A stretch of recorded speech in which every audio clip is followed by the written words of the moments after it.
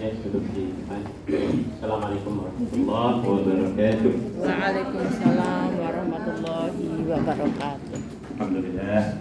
Wassalatu wassalamu ala Rasulillah Sayyidina Muhammad bin Abdullah wa ala alihi wa sahbihi wa man wala wa la hawla wa la quwwata illa billahil aliyyil azim. Amma ba'd. Alhamdulillah, pada hari ini tanggal 12 bulan 11 tahun berapa Bu? 2023. Kalau tahun Islamnya ini tahun berapa? 1445 1445. 2000 apa 1000? 1000. Jangan 2000. 1445. Kita mulai alhamdulillah dengan terpilihnya ketua baru Bu Suyanti. Udah kenal semua belum? Alhamdulillah. Udah kenal semua. Ya, syukur pada Allah kita punya pemimpin baru, punya presiden baru, tidak kalah dengan negara-negara lain. Betul. Di tanah air juga sudah ribut mau kampanye, di Amerika apalagi. Ya. Syukur pada Allah, kita akan memulai kembali kajian materi yang saya kira sangat penting sekali. Dan materi yang kita ajarkan ini digunakan di kampus-kampus Islam, baik nasional maupun internasional. Yang di pondok belum dipelajari.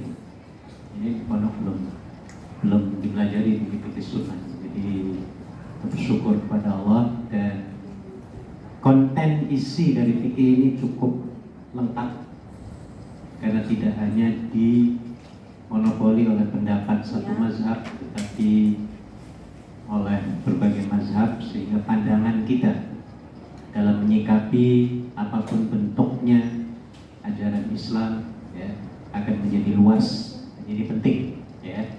Seperti ibu-ibu kalau tersentuh atau disentuh oleh suami sendiri, wudunya batal atau enggak?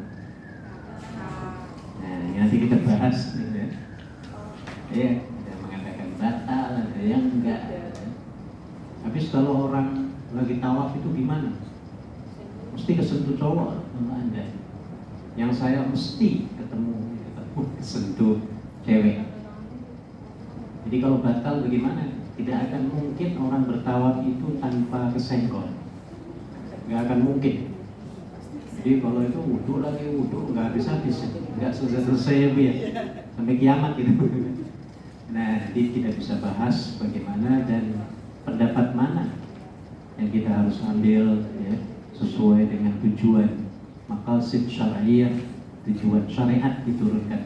Sebenarnya syariat diturunkan itu adalah untuk memudahkan kehidupan kita, mengatur kehidupan kita ya, dengan lebih indah, lebih baik, lebih harmonis, supaya tidak main perang-perangan, gontok-gontokan ya. Kalau di kampung kan begitu, yang sebelah sana kunut, yang sebelah sini nggak kunut, nah perang itu. Padahal dua-duanya benar. Yang enggak benar itu coba. Jadi ini perlu kita pelajari tentang ilmu-ilmu yang mungkin kalau zaman sekarang sudah banyak yang menyepelekan ya, tapi sebenarnya adalah untuk kehidupan kita yang paling baik dunia dan akhirat. Baik. Dalam buku fikih manapun di dunia ini, di pondok pesantren, di kampus-kampus, di taklim-taklim, ya, kalau kita membahas tentang buku fikih, kitab fikih, yang paling pertama dibahas adalah masalah tohar, masalah persucian, ya, masalah perairan, masalah pernajisan. Ini karena pintu, ya, karena kalau kita sembahyang tanpa air, tanpa wudhu, sah apa tidak? Tidak basah kecuali ada tayamum ya biar. Nah maka perairan ini penting. Masuk kita membahas tentang air ini. Ibu-ibu pernah belajar nggak? Air ini boleh nggak untuk wudhu? Boleh. Air ini? Tidak. Lu kan ini Sama-sama suci, sama-sama bersih ya Pak ya? ini kan bersih. Sama-sama bersih, sama-sama suci. Ada rasanya. Ini juga ada rasanya. Nah ini akan kita bahas. Ya. Kalau yang ini namanya air mutlak. Mutlak. Air mutlak itu maksudnya air yang suci dan juga dapat mensucikan barang lain. Ya, kita punya pakaian, dikencingi anak kita atau anak majikan kita. Maka kita harus menggunakan dengan air ini atau air ini. Air mutlak. Air yang suci, sudah dirinya suci, dia juga bisa melondri, bukan melondri apa ini. Membersihkan ya, membersihkan benda yang lain. Itu namanya mutlak. Kalau ini kan enggak. Dirinya suci, tetapi tidak bisa untuk ngumbo, untuk nyuci. Bisa nggak untuk nyuci, membersihkan kerudung apa semua? Nggak bisa. Nah, makanya bukan air mutlak. Suci pada dirinya, tetapi tidak mensucikan benda yang lain. Nah, ngerti Bu ya? Baik. Jadi yang kita bahas pertama adalah bab at-taharah. Ini penting ya. At-taharah berasal dari perkataan tohuro. Tohir, pernah dengar nggak? Torik, apa? Erik Tohir.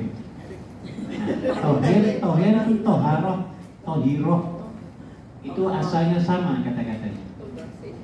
Ya, jadi toharoh kebersihan. Kalau tohir yang maha bersih, ya, mutahharoh yang dibersihkan. Nah, ini bahasa Arab ini indah sekali sebenarnya. Ya. Jadi kalau kita membahas tentang toharoh, maka pembahasannya adalah tentang bagaimana kita mensucikan diri dan mensucikan benda yang lain. Maka yang dibahas ketika kita pensucian adalah mesti air. Kayak kalau mau bersihin pakaian, laundrynya pakai air nggak? Mesti pakai air ya biar. Ya, ini penting banget, sangat penting ya, sehingga sampai dibahas secara khusus dalam kitab ini ya. Kitab Fiqhus Sunnah ada 4 jilid dalam apa namanya, terjemahan bahasa Inggris ada 4 jilid, yang bahasa Indonesianya ada 8, jadi 8 buku jilid. Ini yang pertama. Jadi komplit sekali, di dalamnya termasuk fikih wanita, fikhun nisa. Maka kita akan membahas yang pentingnya dulu. Pembagian dan jenis air. Jadi termasuk 2 jenis air ini juga pembagian airnya. Apa ada lagi air yang lain? Air cooler sana minum ya. Banyak jenis-jenis air. Dan ini akan dibagi secara global garis besarnya dalam beberapa bagian. Pembagiannya yang pertama adalah air mutlak. Tadi saya katakan, ya, air mutlak adalah tohurun. Tohurun dari tohuro itu artinya suci. Ada namanya tohiroh, ada perempuan di kita. Ada ya, saya kira ada di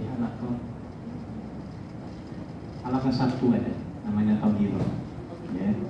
Tohiroh artinya orang yang suci bersih. Maka boleh kita menamakan anak cucu kita dengan nama apa? Tohiroh. Tohirin. Tohirin. Ada dalam doa setelah wudhu. Allahumma ja'alni ya kesana mutatohirin dengan tohirin ya. Mutatohar itu artinya orang yang disucikan oleh Allah.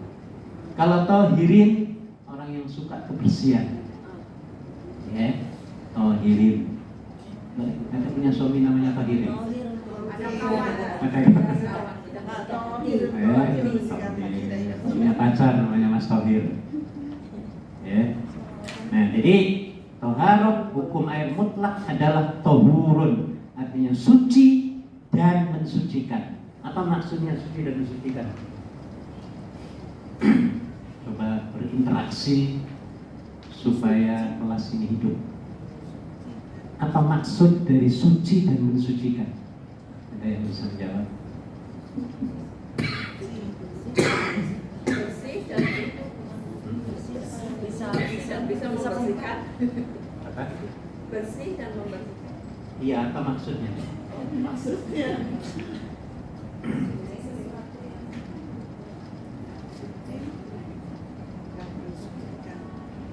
Ini penting tahu supaya nanti panjenengan ketika mengajar, dan saya harap Anda nanti bisa mengajar, menyampaikan ilmu dimanapun, ya, kapanpun.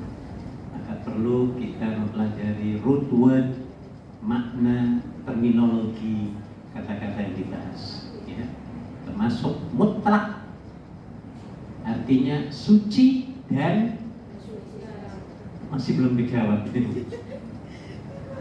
Oke, sekarang saya tanya lagi. 2 botol ini airnya sama apa enggak? sama air. Ya, nama airnya sama, tapi jenisnya tidak sama. Yang ini disebut sebagai air mutlak. Nanti air mutlak itu mana-mana akan dibahas. Yang ini bukan air mutlak, karena suci pada dirinya. Ini nggak boleh untuk menyuci air kencing nih misalnya, ya. Iya, misalnya kita mau nyuci najis dengan air ini, walaupun selautan itu nggak suci, gitu. Walaupun berapa ember tetap nggak suci, karena bukan air mutlak, ya. Nah, kalau yang air mutlak ini, yang air mutlak itu di sini ada beberapa jenis juga, ya. 1, 2, 3, ya. Banyak, nanti kita bahas, ya. Nah, yang ini dirinya sudah suci bersih, tetapi juga dapat membersihkan, mensucikan benda lain. Ngerti, Bu? Coba ulangi lagi. Apa bedanya? Kalau ini apa ini? Ayo sama-sama pendapatmu. Bersih tapi Bisa mensucikan benda yang lain. ya, kalau ini Suci, bersih, dan bisa untuk mensucikan benda yang lain. nah, ini termasuk kita di cuci di mesin cuci itu dia pakai air putih begini kan.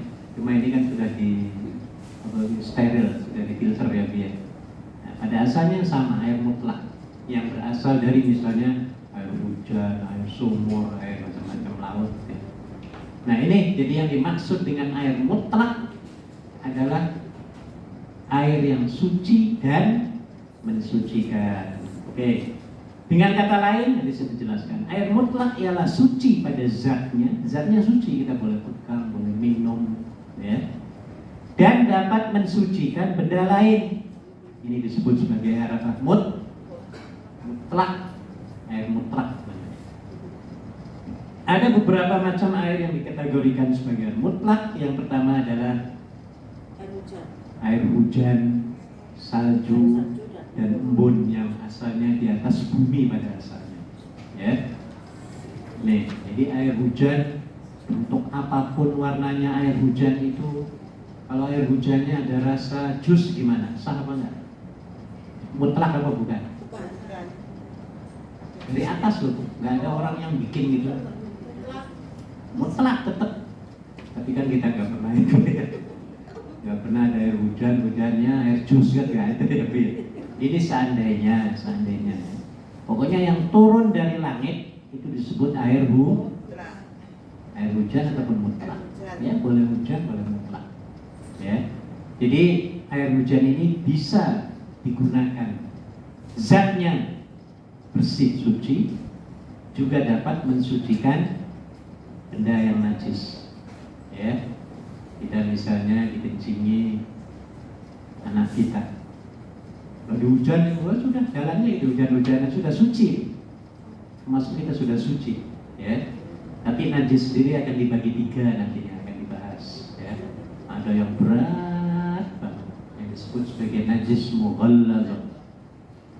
Ada lagi najis yang pertengahan, disebut najis mutawassithah. Pertengahan itu apa maksudnya? Sedang itu apa maksudnya? Ringan. Ya ringan itu Yang apa? secara ringkas untuk membersihkannya. Mudah dibersihkan. Ya nggak repot-repot banget lah. Nah kalau mukul lagi tuh repot banget sih. Oh iya, itu berat itu. Harus cari pasir di Stanley Beach. Dari tanah ya biar. Kalau di tanah air kita, kalau di sini kan susah cari tanah. Iya, Keduk-keduk tanah di sana dikiranya nyolong apa? Iya. Tanah bisa tangkap polisi ya bu ya. Ya. Nah, ini nanti itu kita pembahasan kita bahas ya. Penting itu. Nah, ini penting ini ada mungkin sering tul-tulan dengan BAB ini ya bu ya. Nanti kita akan bahas. Jadi apapun bentuknya air yang turun dari atas dianggap sebagai air mutlak. Air mutlak. Ya. Kita berwudu di air hujan sah apa enggak? Sah. Nyuci baju di apa talang kalau kampus saya. Tahu talang bu? Talang, bu kan pernah nyocorin bu airnya. Nyuci di situ, air itu suci dan mensucikan. Karena yang kita pakai adalah air apa? Air hujan ataupun mutlak secara globalnya disebut sebagai air mutlak. Itu yang pertama air hujan, ya. Ibu boleh nggak wudhu sambil hujan-hujanan? Sambil hujan-hujanan kita sah wudhu sekaligus. Sah apa enggak? Sah, airnya suci dan mensucikan, ya. Termasuk air hujan yang ditampung.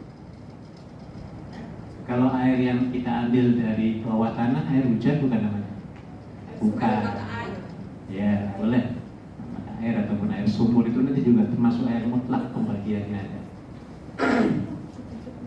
Selain air hujan, ada lagi namanya salju. Pernah ngikat salju? Belum? Wah, ini harus ke Cina nanti. Ya, di Cina tebel itu bukan di Beijing, sebenarnya di Xi'an namanya, ya. Xi'an apalagi utaranya lagi, ya, tebel sekali. Iya, jadi kalau kita mau wudhu sudah di situ aja dari air es, air saljunya ya bu ya. Iya, gitu. Seolah-olah itu air sama, ya. Itu mensucikan, sudah dirinya suci. Itu makanya kalau pergi ke negara yang ada saljunya, tinggal bawa sebotol sirup aja tuh. Sampai di sana, iya tinggal nuang aja.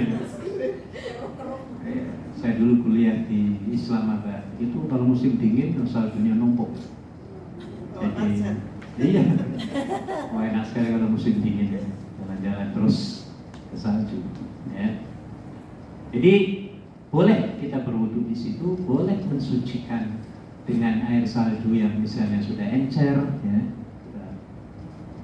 sudah meleleh, itu dibolehkan. Kita anggap sebagai air mutlak. Termasuk air embun. Wah di sini susah nyari embun ya bu ya.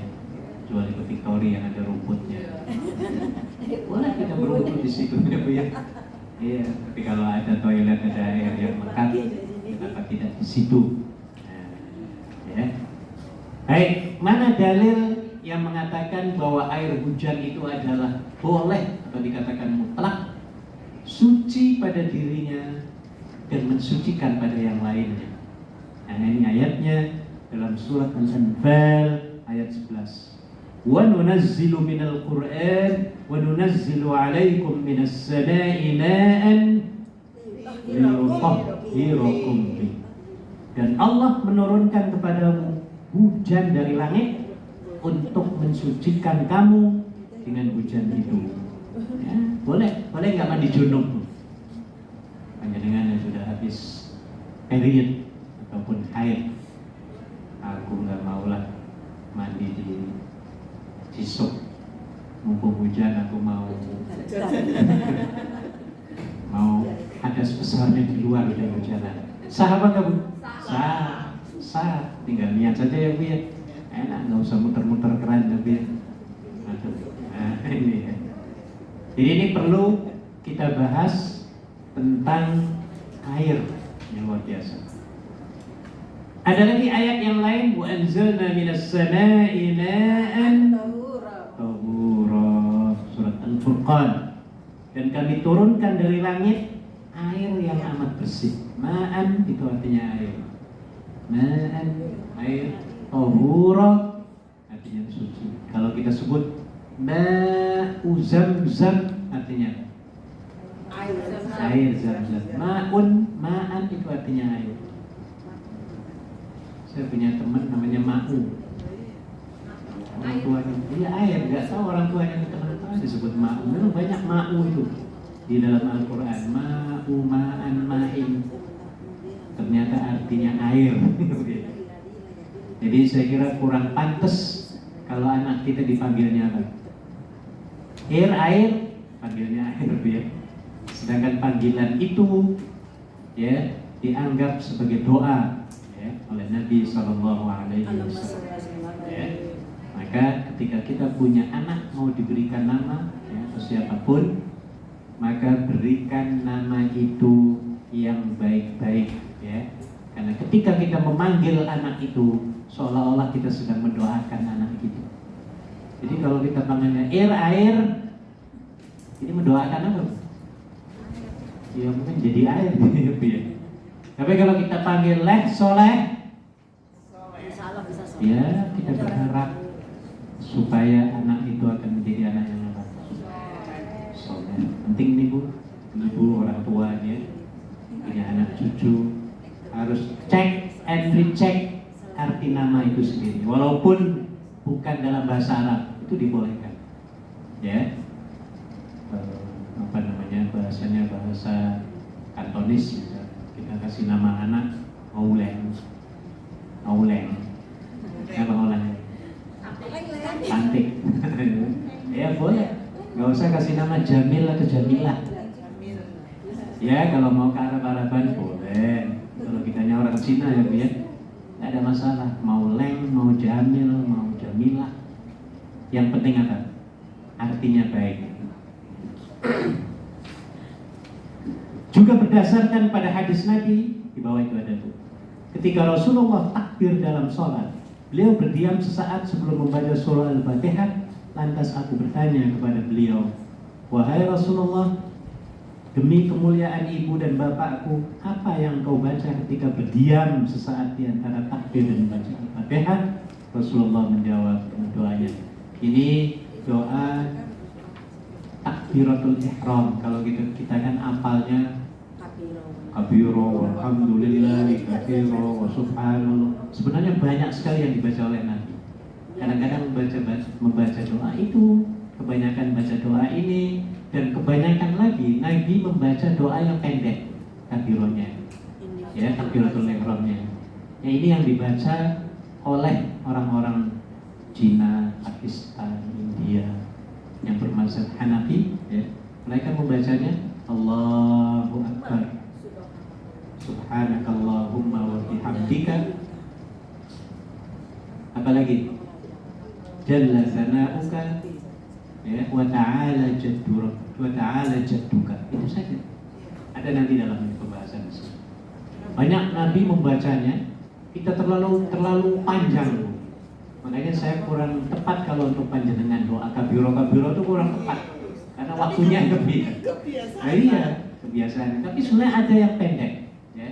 Termasuk yang dibaca di masjid-masjid di Hong Kong ini, ya. Pendek sekali dan itu saya kira bersihkan salat kita. Iya dan bisa disesuaikan, ya.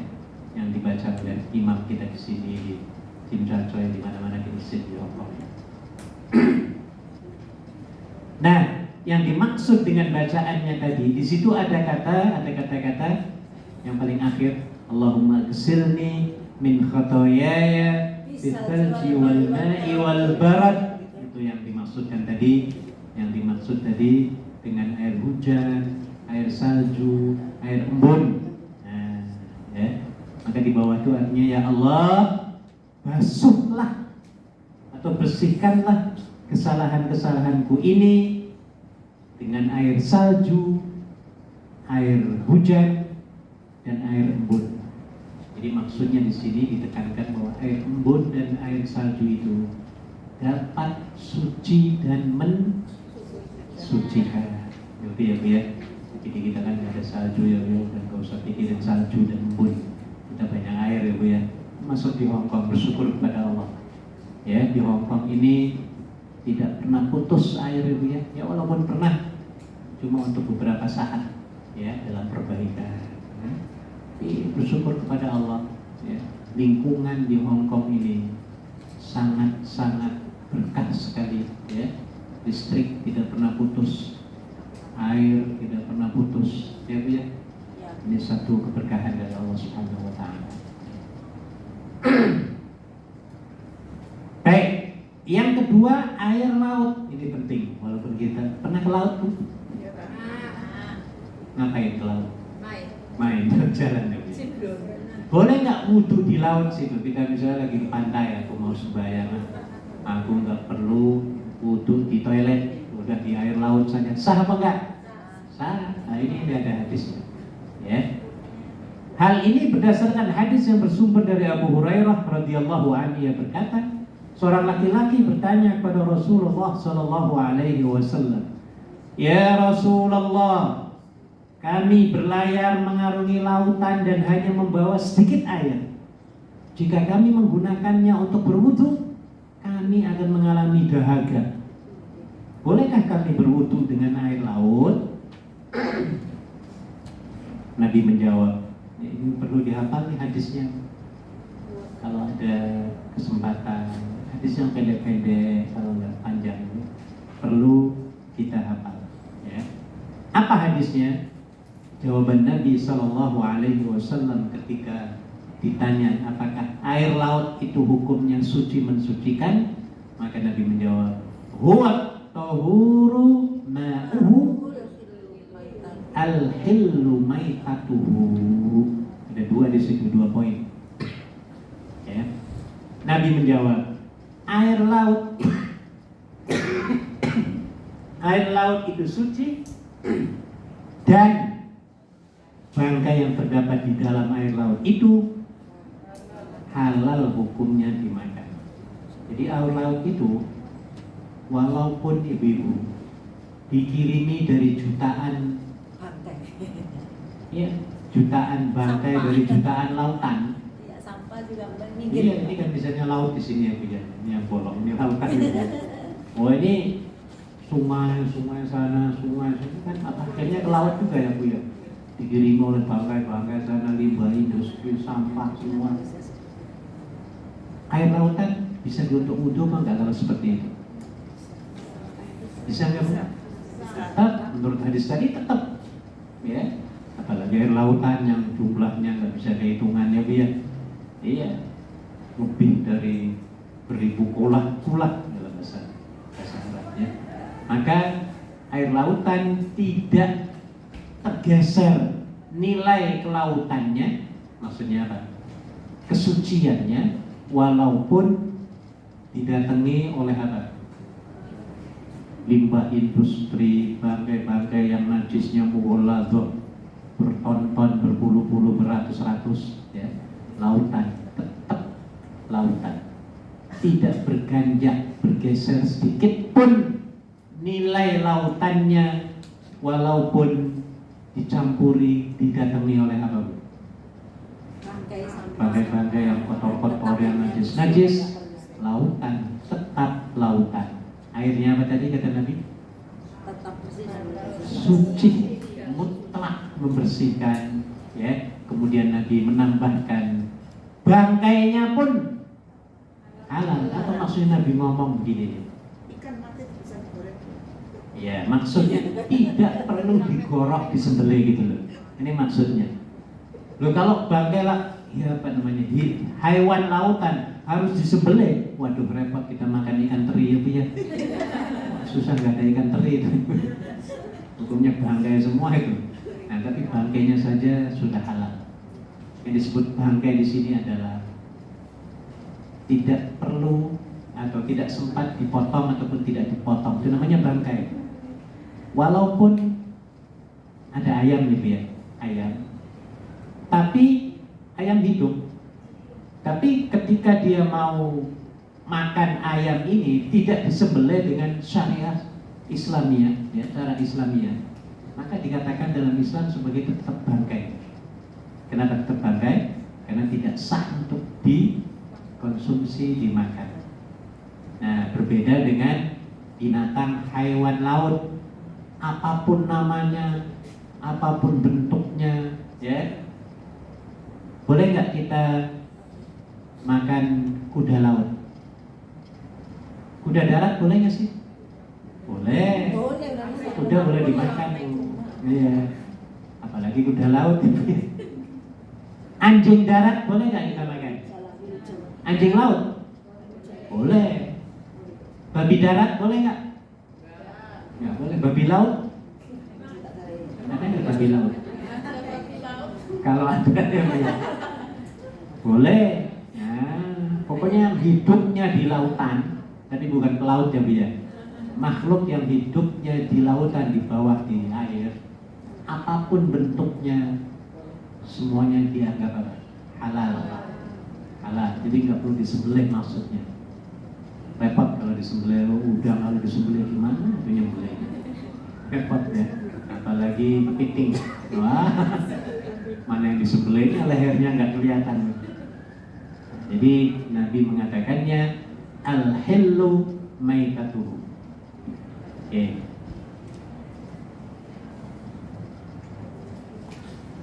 Ada pertanyaan tentang air hujan, air laut? Belum kita bahas poin nomor 3. Tidak ada?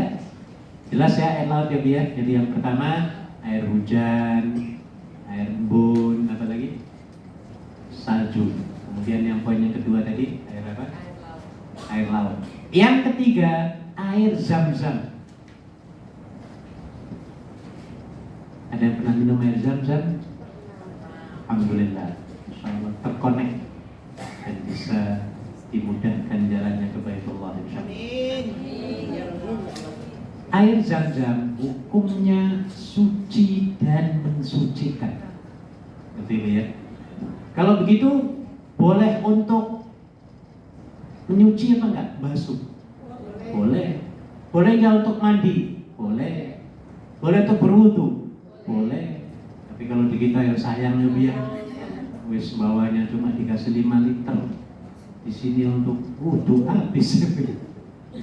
Nah, ini kalau kita berada di Mekah bolehlah dalam kondisi darurat misalnya ya. Airnya misalnya toiletnya penuh semua. Yang ada kosong, ada air zam-zam, kita boleh gunakan air zam-zam untuk berwudu.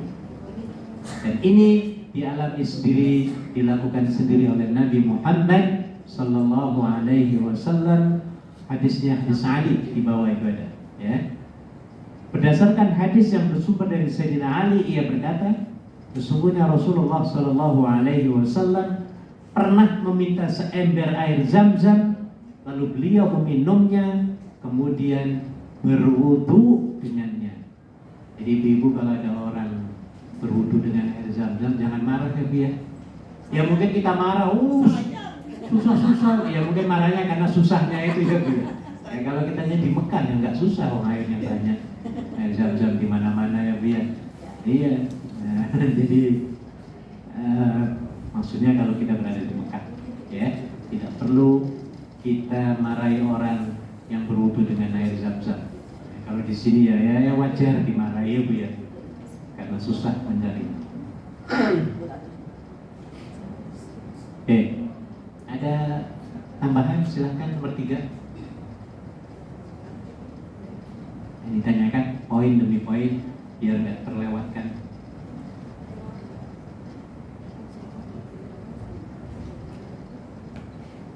Tidak ada ya Bu ya. Nomor 4. Air yang berubah disebabkan lama tergenang. Kita sering melihat waktu di kampung ya Bu ya. Di kolam ya. Isinya banyak kolam. Tapi tiba-tiba berubah warnanya karena lumut misalnya ya. Maka itu masih disebut sebagai air mutlak ya. Kalau jumlahnya banyak maka masih disebut sebagai air mutlak.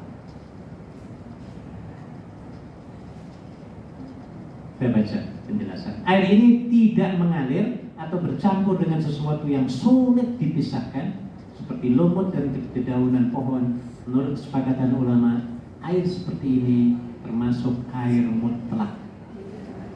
Ibu mesti punya kolam nggak? Kolam ikan itu boleh. Iya. Yang penting jangan kelihatan banyak anunya manusia gitu ya. Karena ada begitu ya. Nah, ini dibolehkan. Pada dasarnya segala jenis air dalam pembahasan di sini yang dapat disebutkan air mutlak dapat dikaitkan dengan unsur-unsur lain, dapat digunakan untuk bersuci. Firman Allah, "Walam tajidu ma'an fatayammamu." Lalu kamu tidak memperoleh air, maka bertayamumlah. Maksudnya di sini air apapun. Ada yang berpendapat, pokoknya air apapun yang bentuk air itu suci, boleh untuk berwudu. Nah, tapi itu ada pembahasan lain, ya. Kalau airnya air jus boleh nggak? Ya, nggak boleh, ya. Itu ada pembahasan. Oke, jadi yang pertama air mutlak kita sudah bahas. Air mutlak dibagi 4. Masih ingat Bu, pertama air apa? Air hujan. Yang itu termasuk. Terus yang kedua air apa tadi? Air laut. Ketiga zam-zam. Keempat ya, air yang berubah disebabkan lama tergenang, seperti di kolam. Nah, sekarang yang kedua bentuk air yang disebut sebagai air musta'mal. Yang pertama air mutlak, yang kedua air musta'mal. Pernah dengar nggak istilah air musta'mal? Belum pernah. Maksud musta'mal di sini artinya adalah air yang pernah digunakan untuk berwudu ataupun untuk mandi. Ya. Jadi air yang sisa-sisanya itu sebenarnya bisa digunakan kembali untuk bersuci. Nah, ini pembahasannya di sini. Tapi saya kira untuk kita tidak terlalu penting karena air kita di sini terlalu banyak, ya. Kalau di Timur Tengah mungkin lah, ya, kita menggunakan air musta'mal yang seperti Nabi sendiri ketika beliau menyuci, membasuh muka, tiba-tiba di jenggotnya masih ada air, Bu. Maka airnya itu digunakan untuk apa itu? Nyapu kepala. Nah, Nabi pernah melakukan seperti itu, ya. Jadi artinya apa? Air yang pernah kita gunakan dalam berwudu ataupun mandi sebenarnya masih digunakan lagi, bisa digunakan lagi untuk rukun-rukun berikutnya seperti berwudu itu tadi. Saya kira tidak begitu masalah di Hongkong ataupun di tanah air, ya, karena kebanyakan air. Ini yang kita bicarakan ini yang susah cari airnya di padang pasir, ya. Ya, walaupun padang pasir sekarang negaranya maju-maju, tapi kalau yang di pegunungan, di kampung-kampung itu kan susah, ya, belum ada listrik, belum ada air. Nah. Oke, kita ngebut saja ke bentuk air yang ketiga. Air yang bercampur dengan benda suci. Nah, ini penting ini. Air yang bercampur. Apa maksudnya di sini?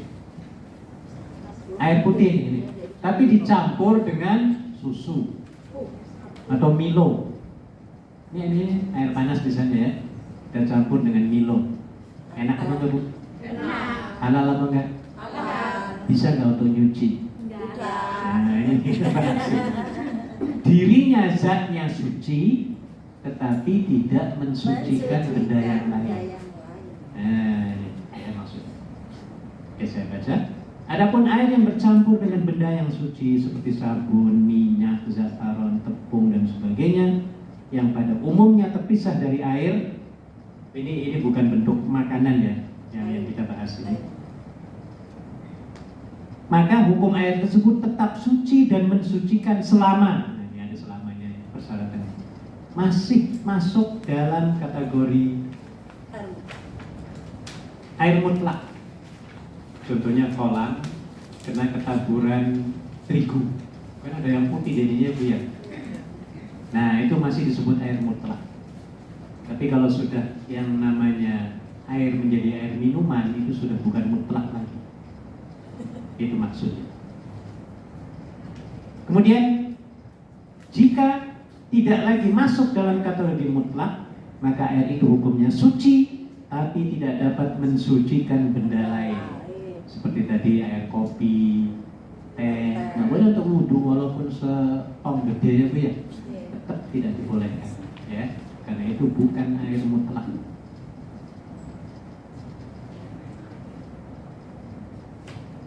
Nah, kemudian lagi yang dibolehkan tadi yang dicampur dengan kapur, dengan kapur barus, ya, itu masih dianggap sebagai suci karena bukan makanan. Dari Ummu Atiyah ia berkata, ketika putri Rasulullah Shallallahu Alaihi Wasallam Zainab wafat, beliau masuk ke dalam ruangan kami, lalu beliau bersabda, mandikanlah dia jenazah Zainab sebanyak 3 kali, 5 kali atau lebih daripada itu. Jika perlu, nah ini jika perlu dengan air yang dicampur dengan daun bidara, lalu campurlah air itu dengan kapur barus, ya, atau sejenis dengannya. Maka apabila telah selesai, beritahukan kepadaku. Setelah selesai memandikan, kami pun memberitahukan kepada beliau. Kemudian beliau menyerahkan sehelai kain kafan sejenis sarung, seraya berkata, balutlah kain ini pada tubuhnya. Nya itu siapa? Zainab putri Rasul. Artinya apa? Air yang dicampur dengan kapur baru, sedikit sabun, ya kayak kita main spa itu, ada wangi-wangiannya kan ya Bu ya. Nah itu masih dianggap sah dan dapat mensucikan, ya, masih dianggap sebagai air mutlak. Sama seperti kita mandi pakai sabun, kan begitu Bu? Ya itu sah dan itu bagus. Ya, artinya air yang kita gunakan ketika mandi, ya dengan air sabun itu, air itu dapat mensucikan diri kita, ya, yang sedang mandi hadas besar, ya, maupun mandi sunnah.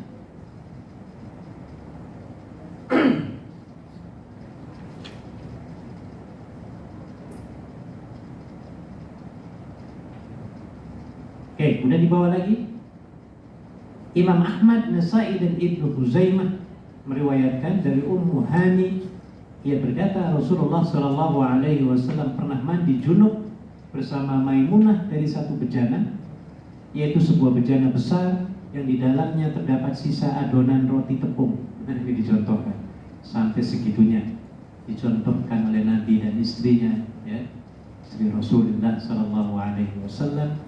Jadi artinya walaupun bejana itu, ya, ada sisa sedikit adonan, maka airnya tetap suci dan mensucikan, ya. Sebagaimana dijelaskan pada kedua hadis di atas, kita tahu bahwa air tersebut telah bercampur dengan benda-benda suci, namun air tersebut tidak berubah statusnya dan masih dalam kategori air mutlak. Jadi bukan disengajakan, ya. Kalau jus kan disengajakan ya biar.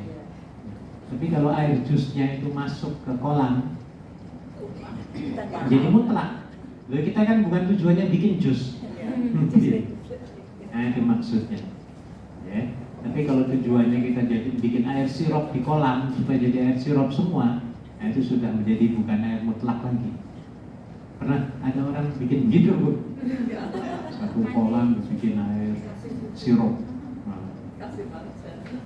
bisa muntah semua itu. Yang keempat, air yang bercampur najis. Nah ini bagaimana? Ya, kita menyikapi.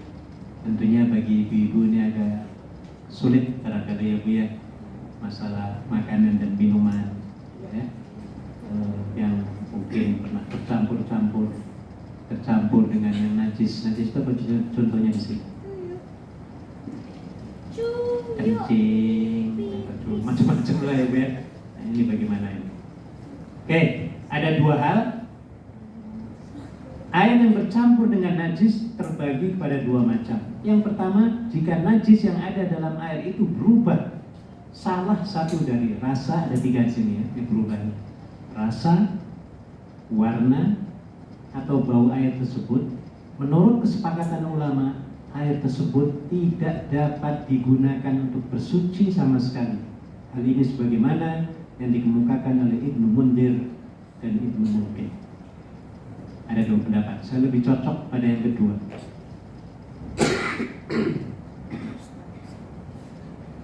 Air tetap dalam status kemutlakannya jika ketiga sifat yang meliputi rasa, bau dan warnanya tidak mengalami perubahan. Hukum air semacam ini adalah air suci dan mensucikan. Saya ulang air yang kedua ini. Air tetap dalam status kemutlakannya jika ketiga sifat yang meliputi rasa, bau atau warna tidak mengalami perubahan. Hukum air seperti ini adalah air suci dan mensucikan, baik jumlahnya air tersebut sedikit maupun banyak. Adapun yang menjadi landasan atas pendapat ini adalah hadis Abu Hurairah. Ia berkata, seorang Arab dalaman berdiri lalu kencing di masjid. Dengan cepat para sahabat bangkit untuk menegurnya. Melihat hal itu, Rasulullah SAW bersabda, "Da'uhu wa ariqu ala baulihi sajlan min na'in aw dhanuban min na'in fa innama bu'ithtum muyassirin wa lam tub'athu mu'assirin." Biarkanlah dia, kata Nabi. Sirami saja kencingnya itu dengan satu ember ataupun satu timba air. Sesungguhnya kalian diutus untuk memberi kemudahan, bukan untuk mempersulit orang lain. Jadi selagi tidak merubah 3 sifat itu tadi ya Bu ya. Apa tadi 3 sifatnya? Baunya, Bau, rasa, rasanya, warnanya. Misalnya air sekolah ya Bu ya, tiba-tiba warnanya berubah semua. Ini namanya bukan air mutlak. Ataupun tiba-tiba kita rasa, rasanya kok kayak rasa apa gitu ya, bangkai apa gitu ya. Ataupun baunya, sudah baunya nggak enak banget ini.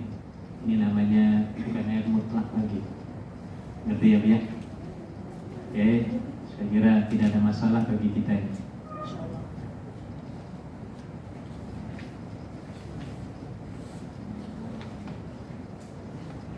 Ya, saya persilahkan Ibu kalau kita ingin mendiskusikan.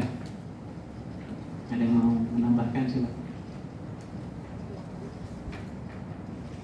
Minggu depan kita akan bahas tentang air sisa minuman. Air sisa minumannya binatang. Ya, kita lah bikin kopi, tiba-tiba kopinya diminum kucing atau diminum anjing misalnya. Nanti kita akan bahas. Bapak mau Ya, tanya. silakan. Assalamualaikum warahmatullahi wabarakatuh. Mungkin juga itu Pak, menanyakannya mengenai bila mana kita berada di suatu tempat dan susah mendapatkan air, bisakah kita memakai air seperti botol aqua untuk wudhu? Diperbolehkan atau tidak? Oh boleh sekali ya, apalagi dalam kondisi darurat. Maka ibu kalau pergi ke tanah suci ya, itu banyak sekali ulama dari Arab Saudi terutama dari Mekah. Mereka menyarankan kalau sulit berwudhu di tempat yang jauh, kita punya hanya 1 botol ini sebenarnya cukup, kata mereka. Cukup ya. Bahkan Imam Hanafi itu melarang kita berwudhu memboroskan air Bu. Kita kan banyak borosnya ya Bu ya. Kita banyak dosanya sudah dalam berwudhu. Ya karena kita membuang-buang air, apalagi air yang sudah kita buka itu kita biarkan. Air nyocos, kitanya nyuci apa? Lupa tangan, apa ya, terutama wajah ini Bu. Kan airnya mubazir ya Bu ya. Oh, berapa ember itu sebenarnya kalau dikumpulin. Setiap hari sudah berapa tong itu ya Bu ya. Iya, berapa kontainer itu sebenarnya Bu ya. Nah, maka Imam Hanafi hati-hati sekali, makanya 1 ini sebenarnya cukup sebenarnya. Ini dipraktekkan teman-teman yang di Timur Tengah. Kadang-kadang mereka wudhunya di tenda-tenda di Arafah, di Mina. Cukup pakai sebotol atau 2 botol.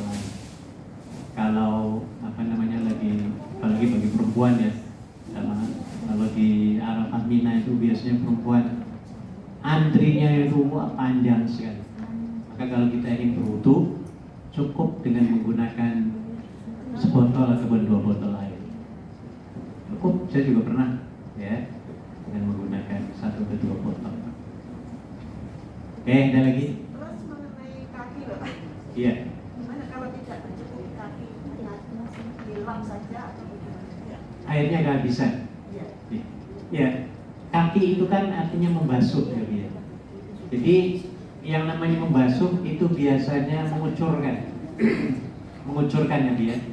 Tapi ada yang mengatakan yang penting kan kena air, ya.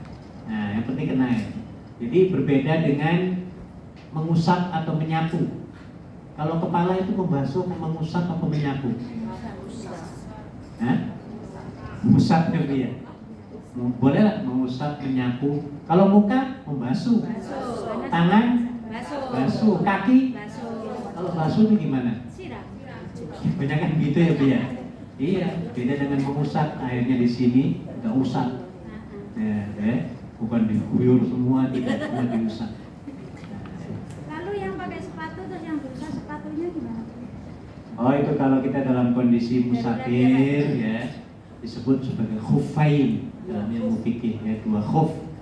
Jadi kalau kita dalam kondisi musafir, misalnya ya kayak di Arafah Mina kan kita musafir ya, kita pakai kaos kaki misalnya cukup bagian atasnya saja diusap. Misalnya Itu di beda. sini loh Bapak yang di kita teman-teman rekan-rekan Mas kita ada. Iya boleh, cuma di bagian atasnya saja. Ya. Nah cuma lagi nanti syaratnya ketika kita sembahyang sepatunya kita nggak boleh buka, harus dipakai waktu sembahyang, ya. Boleh nggak sembahyang pakai sepatu? Boleh nggak? Boleh nggak? Boleh. Boleh. Asal Jangan di di dalam masjid. masjid. Jangan dibawa ke masjid. Lihat situasi dan kondisi. Boleh sholat di mana di Victoria pakai sepatu. Allahu Akbar. Kata orang, itu sepatumu tuh kotor, injek-injek anu ini. Nah, dikatakan oleh Siti Aisyah dan Nabi sendiri, ya. Sepatu sendal kita itu cara mencucikannya cukup dengan menggesek ke tanah. Sepatu kita gini kan ya, Win? Itu sebenarnya sudah suci bersih loh. Dibolehkan. Coba hebatnya Islam. Maka tadi dalam hadis yang tadi itu, Anda itu diutus ke dunia bukan untuk nyusahin orang, tapi untuk apa? Nah itu. Kalau mau nggak boleh itu harus ini. Waduh ini namanya menyusahkan. Nabi sudah memberikan yang gampang ya Bu ya. Ya. Nah. Berarti sama itu ya Pak Punten Pak. Itu ada rekan-rekan yang pernah ada dengar debat. Ada yang pakaian syari itu kan nyapu jalan itu. Berarti memang dia boleh ya Pak ya. Bagaimana? Jawabnya aja bajunya kan nyapu jalan itu klesrah lah bahasanya Pak. Iya. Itu boleh ya Pak ya. Tapi kan mengotori pakaian. Sengaja ya Pak karena Itu tahu namanya keterlaluan kalau karena kurang tahu etis. itu terlalu panjang ya Bapak ya. Ya mungkin dia kalau nggak disengaja misalnya, ya kalau dari segi hukumnya ya terlihat kita harus melihat kepada apa yang diseret. Ya. Nah, ya. Tapi sebenarnya bisa disapukan ke tanah dan itu sudah menjadi suci. Prinsip. Ya gitu. Ini ada mau acara apa? Anu nanti lewat Bapak ada anak TK itu yang mau kelas. Oh iya. jam 11. Oke. Jadi ya. Iya baik. Jadi masih dipakai ya. Iya. Baik, mari kita tutup pengajian kita. Kita mulai lagi insya Allah minggu depan, 2 minggu yang akan datang. Ya, akan lebih menarik dan insya Allah. Kita tutup dengan doa. A'udzubillahi minasyaitonir rajim. Bismillahirrahmanirrahim. Alhamdulillahirabbil alamin. Hamdan syakirin, hamdan muwaffiqan ni'amah. Wa zidaka ya rabbana alhamd. Wa yanbaghi li jalalika karim wa 'azimi sultanik. Allahumma shalli 'ala sayyidina Muhammad wa 'ala ali sayyidina Muhammad. Allahumma inna nas'aluka 'ilman nafi'an wa 'amalan mutaqabbalan wa rizqan wasi'an halalan thayyiban. Lana fid dunya hasanah wa fil akhirati hasanah wa qina adzabannar. Walhamdulillahi rabbil alamin. Terima kasih. Assalamualaikum warahmatullahi wabarakatuh. Waalaikumsalam warahmatullahi wabarakatuh. Mau isi deh dia? This is afternoon. Afternoon.